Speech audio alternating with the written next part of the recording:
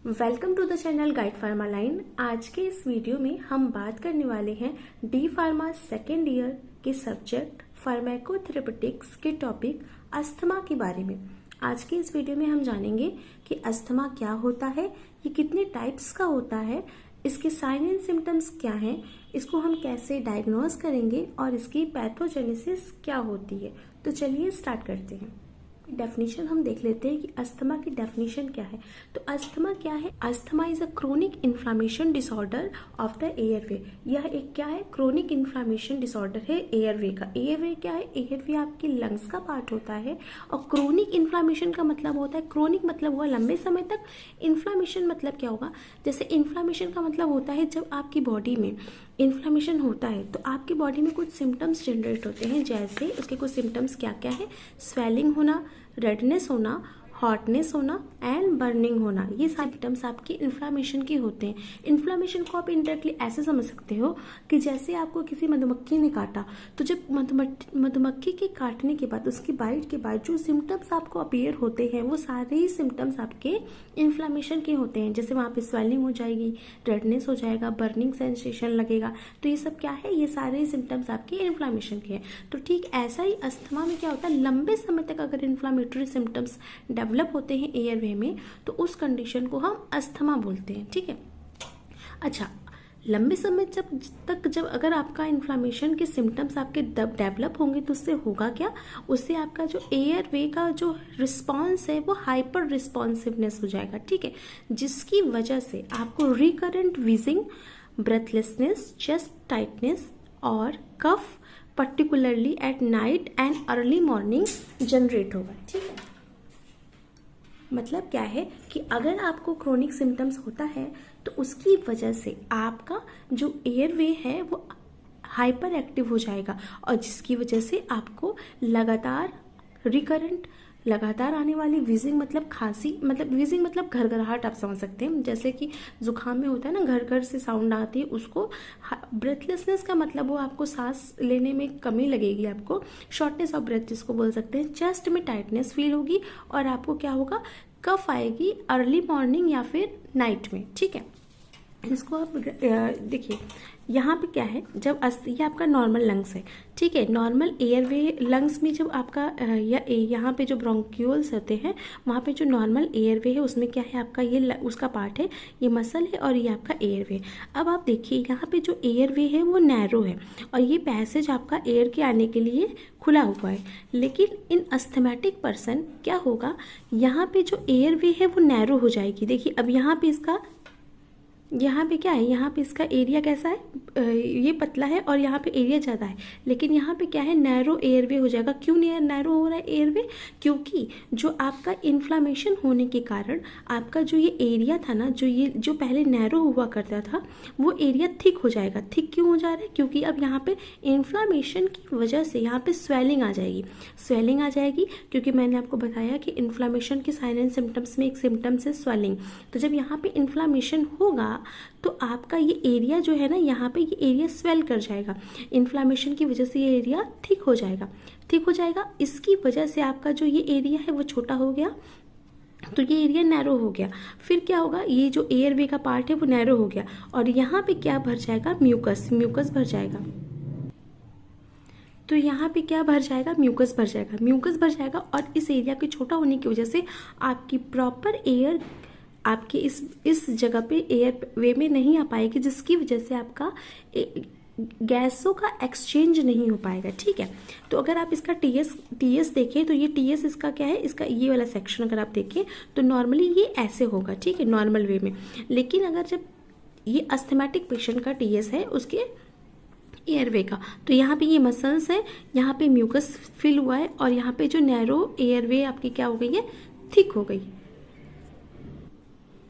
तो ये एयरवे क्या हो गई? ये एयरवे आपकी थिक हो गई, जिसकी वजह से एरिया छोटा हो गया है।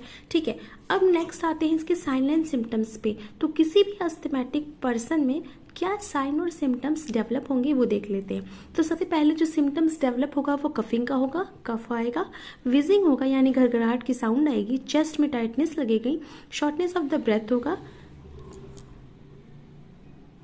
टायर्डनेस यानी थकावट लगेगी और डिफिकल्टी इन ब्रीदिंग होगी। ये सारे सिम्टम्स आपके अस्थमैटिक पेशेंट के सिम्टम्स हैं जो कि अस्थमैटिक पेशेंट में अपीयर होते हैं।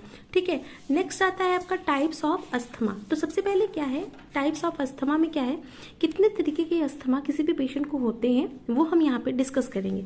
तो पहला जो टाइप है वो है एक्सट्रेंसिक अस्थमा। एक्सट्रेंसिक अस्थमा मतलब क्या होगा, इसको हम और क्या बोलते हैं, एलर्जिक अस्थमा। ठीक है, नेक्स्ट है इंट्रेंसिक अस्थमा जिसको हम नॉन एलर्जिक अस्थमा बोलते हैं। मिक्स्ड टाइप में क्या है, इंट्रेंसिक एंड एक्सट्रेंसिक दोनों का कॉम्बिनेशन होता है। नेक्स्ट है ऑक्यूपेशनल अस्थमा। नेक्स्ट है ड्रग इंड्यूस्ड अस्थमा जिसमें भी मेनली कौन सी ड्रग, एस्पिरिन है और या फिर कोई टाइप की नसेड्स। नेक्स्ट है आपका exercise induced asthma.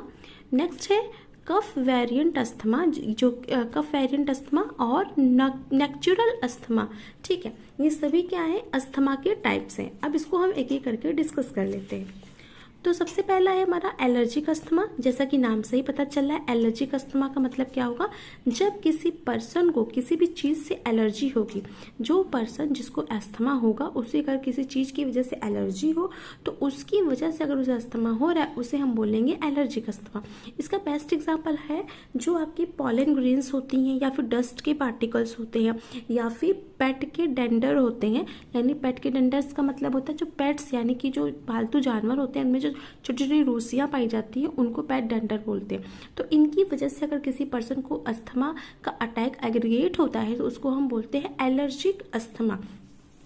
Non allergic asthma क्या है, एलर्जिक अस्थमा में हमारी एलर्जी की वजह से अस्थमा हो रहा था। और नॉन एलर्जिक अस्थमा में क्या होगा, जो हमारे सिम्टम्स आएंगे वो कैसे आएंगे, किसी भी वायरल इन्फेक्शन की वजह से होंगे या फिर एक्सट्रीम वेदर या फिर स्ट्रेस की वजह से होंगे। यानी आपको जब सिम्टम्स आएंगे अस्थमा के वो कब कब हो सकते हैं, अगर आप बहुत ज़्यादा स्ट्रेस में हो तब, या फिर एक्सट्रीम वेदर हो, ज़्यादा ठंडी या फिर ज़्यादा गर्मी हो, या फिर वायरल का किसी टाइप का इन्फेक्शन हो। तो इन केस में जब अस्थमा का अटैक आता है तो उस टाइप के अस्थमा को हम नॉन एलर्जिक अस्थमा बोलते हैं।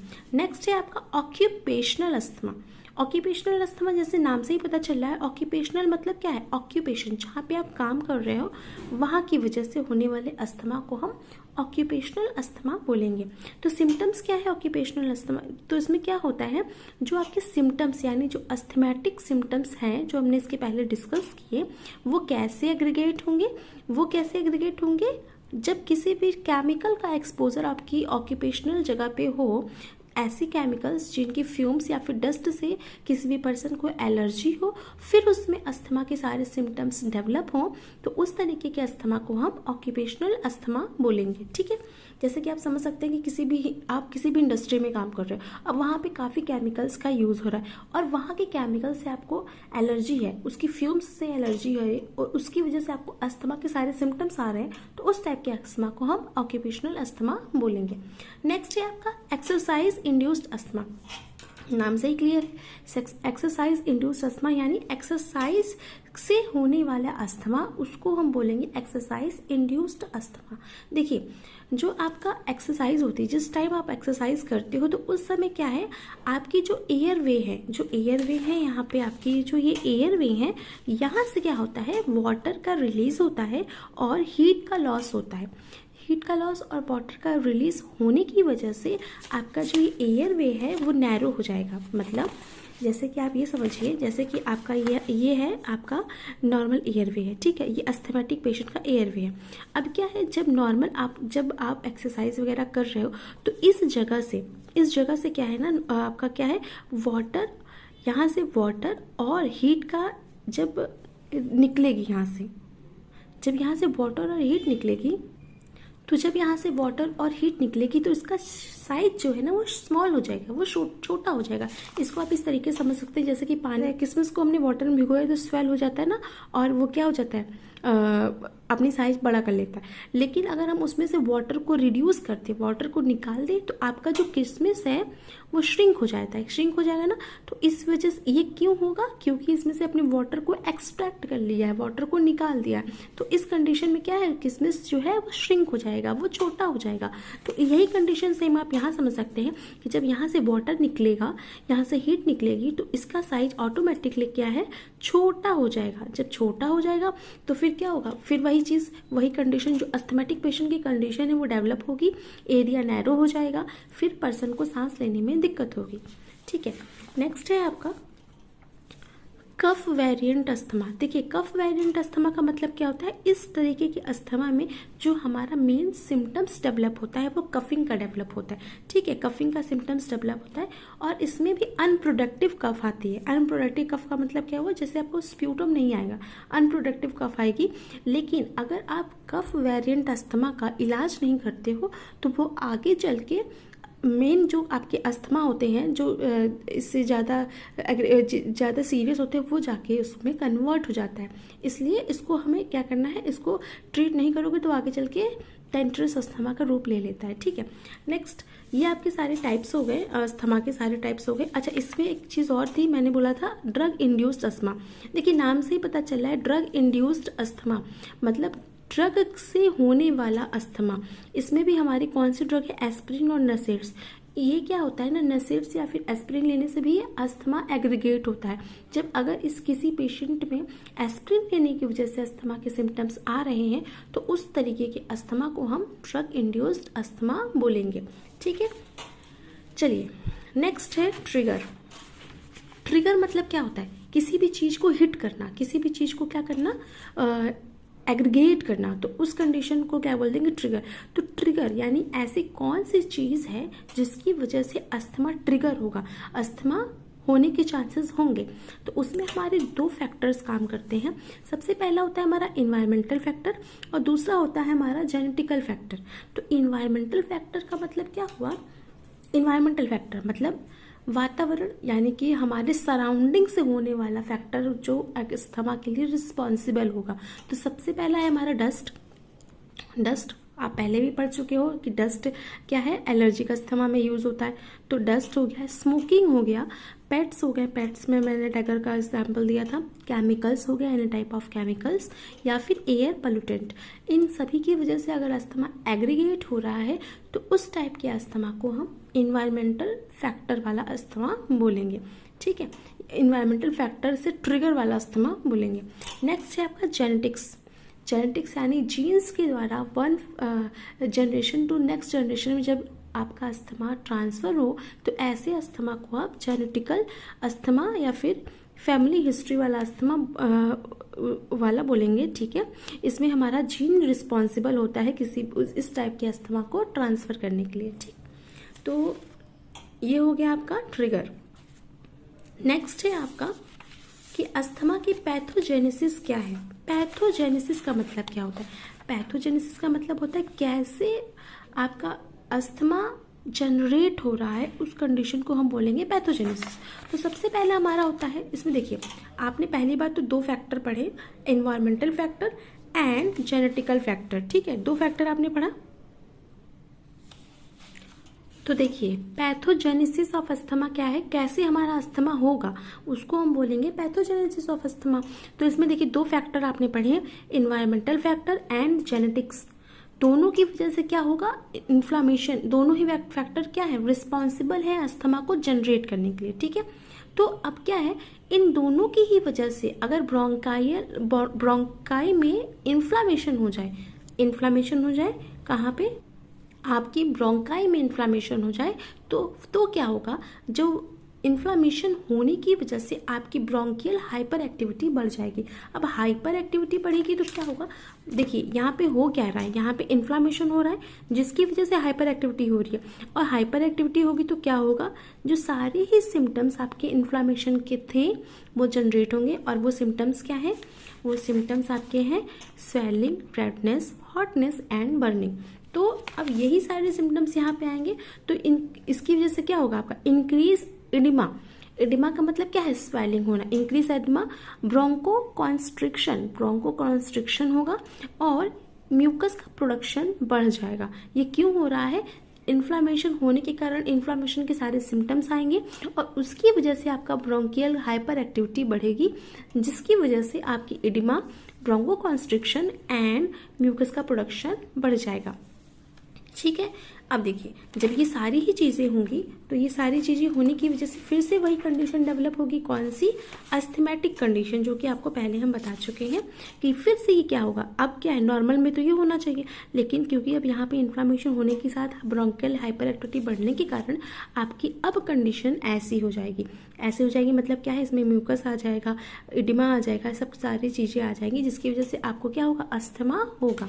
तो फिर ठीक है, अब इसकी वजह से क्या होगा, आपका एयरवे बिकम नैरो, एयरवे आपका नैरो हो जाएगा। देखिए यहाँ पे एयरवे है ना, नैरो हो गया, तो वही चीज़ है, नैरो हो जाएगा, और उसकी वजह से आपको सारे सिम्टम्स अस्थमा के अपीयर होंगे। और वो सिम्टम्स क्या हैं, coughing, wheezing, shortness of breath या फिर ब्रेथलेसनेस एंड चेस्ट में टाइटनेस, ये सारे सिम्टम्स आपको जनरेट होंगे। तो ये हो गया हमारा पैथोजेनेसिस, कि कैसे अस्थमा हमारे बॉडी में आता है या फिर कैसे उसका सिम्टम्स जनरेट होता है। ठीक है, नेक्स्ट है आपका डायग्नोसिस। अब डायग्नोसिस हम किसी अस्थमेटिक पर्सन की कैसे करेंगे, तो सबसे पहला होता है हमारा हिस्ट्री एंड फिजिकल एग्जामिनेशन। तो सबसे पहला होता है हमारा history and physical examination. History क्या है और उसका फिजिकल एग्जामिनेशन क्या है, सबसे पहले हम डायग्नोसिस में ये देखेंगे। देखिए, अब डॉक्टर के पास एक पेशेंट आ रहा है और पेशेंट को डॉक्टर को ये जज करना है कि उसको अस्थमा है या नहीं, उस कंडीशन में क्या चीज़ें होंगी वो देखते हैं। देखिए, डॉक्टर क्या होगा, पेशेंट से ये पूछेगा कि क्या उसको कोई किसी भी टाइप की, किसी भी पर्सन को फैमिली हिस्ट्री रही है अस्थमा की कि नहीं, या फिर उसे किसी तरीके की एलर्जी है, क्योंकि एलर्जी कारण है ना अस्थमा का, इस वजह से, या कोई लाइफस्टाइल ऐसा है, जैसे लाइफस्टाइल में क्या हो गया, ऑक्यूपेशन हो गया, आपका ऑक्यूपेशन हो गया, या फिर आप किसी तरीके का स्मोकिंग कर रहे हो या फिर फिजिकल एक्टिविटी कर रहे हो जिसकी वजह से आपको अस्थमा एग्रीगेट हो रहा है। फिर एक्जिमा में क्या होता है, रेडनेस, मतलब एक्जिमा में क्या होता है, छोटे छोटे दाने निकल आते हैं, तो वो एक्जिमा की कंडीशन है। तो देखिए, जिस पर्सन को एक्जिमा होता है ना, उसमें अस्थमा होने के चांसेस बहुत ज़्यादा होते हैं। ठीक है, या फिर क्या होता है, क्या फिर उसके बाद ये हो गया, ये आपका क्या होगा, आपका डॉक्टर पेशेंट से पूछेगा। ठीक है, इसके अलावा क्या है, और आपको क्या है, कोई नसेड्स यानी कोई मेडिसिन यूज़ कर रहे हो क्या, स्ट्रेस लेवल क्या है आपका, एक्सरसाइज कर रहे हैं कि नहीं, ये है, ये सारी चीज़ें आपका डॉक्टर आपसे पूछेगा।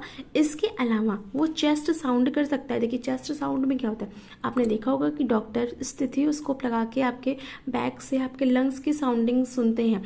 तो अगर आपको अस्थमा है, अगर तो आपका लंग्स में आपको प्रॉब्लम आएगी, तो वो स्टेथोस्कोप में कैच हो जाता है, तो वो वहाँ से उसको जज कर लेंगे। ठीक है, एक्सरे करवाएंगे तो लंग्स में अगर किसी भी तरीके का प्रॉब्लम हुआ तो धुंधला एक्सरे आएगा, तो वहाँ से वो जज हो जाएगा। डिस्पनिया है या फिर विजिंग है, ये सब है सिम्टम्स, तो आपको क्या है, अस्थमा हो सकता है, आपसे डॉक्टर ये पूछेगा। अब ये तो हो गया हमारा फिजिकल एग्जामिनेशन। इसके अलावा कुछ डायग्नोस्टिक टेस्ट हैं जिसके थ्रू हम अस्थमा को डिटेक्ट करते हैं। जैसे पहला है हमारा FeNO टेस्ट। देखिए, FeNO टेस्ट का फुल फॉर्म होता है फ्रैक्शनल एक्सहेल नाइट्रिक ऑक्साइड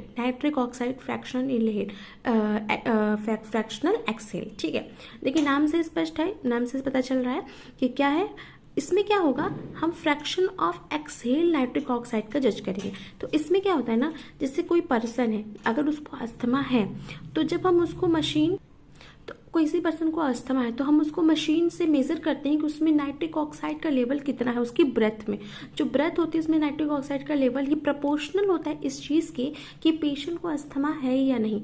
देखिए, अगर नाइट्रिक ऑक्साइड का लेवल ज़्यादा है तो क्या होगा, इन्फ्लामेशन के चांसेस ज़्यादा हैं, और जब इन्फ्लामेशन है तो आपको पेशेंट को अस्थमा है। ये हो गया। दूसरा होता है हमारा स्पाइरोमेट्री क्या होता है, ये एक तरीके की मशीन होती है जिसमें हम ये चेक करते हैं कि पेशेंट या फिर पर्सन कितनी फास्टली वो क्या कर रहा है, ब्रीथ आउट कर रहा है, या कितनी देर तक वो अपने जो आपकी एयर है उसको होल्ड कर पा रहा है। उस चीज़ को हम इसमें चेक करते हैं। इसमें आप ये समझ सकते हैं कि आप लंग्स की कैपेसिटी को चेक करते हो। ठीक है, नेक्स्ट है आपका peak flow test. Peak flow test में हम क्या करते हैं, हम मेजर करते हैं कि कितना आप फास्टली ब्रीथ कर सकते हो, इसको हम मेजर करते हैं पीक फ्लो टेस्ट। पीक मतलब क्या है, maximum limit, flow test, maximum limit तक आप कितना ब्रीथ कर सकते हैं उसको हम चेक करते हैं। नेक्स्ट है आपका ट्रिगर टेस्ट। ट्रिगर वही चीज़ है कि ट्रिगर, अगर आपको अस्थमा है, आपको ट्रिगर कोई चीज़ जो अस्थमा एग्रीगेट करती है उसके लिए आप सेंसिटिव हो कि नहीं हो, ये चेक किया जाता है। एलर्जी टेस्ट, एलर्जी टेस्ट में क्या है, आपका ब्लड ले सैंपल लेते हैं और उसमें हीमोग्लोबिन IgE के या फिर इस्नोफिल की क्वांटिटी को चेक करते हैं। अब देखिए जितना इस्नोफिल का इनका या फिर IgE का लेवल ज़्यादा होगा तो वो क्या होगा, वो प्रोपोर्शनल होगा किसके, अस्थमा के। देखिए अस्थमा के कॉज में IgE यानी कि इम्यूनोग्लोबुलिन E का बहुत बड़ा रोल होता है और इन इस्नोफिल्स का बहुत बड़ा रोल होता है। इसलिए क्या है, इन दोनों की क्वांटिटी ये दिखाती है कि आपके पेशेंट को अस्थमा है या नहीं है। तो ब्लड टेस्ट से ही हमारा क्लियर हो जाता है। आई होप आपको आज का ये वीडियो समझ में आया होगा। आज की इस वीडियो में बस इतना ही, मिलते हैं नेक्स्ट वीडियो में। तब तक कि हमारे चैनल को लाइक कीजिए, सब्सक्राइब कीजिए। Thank you.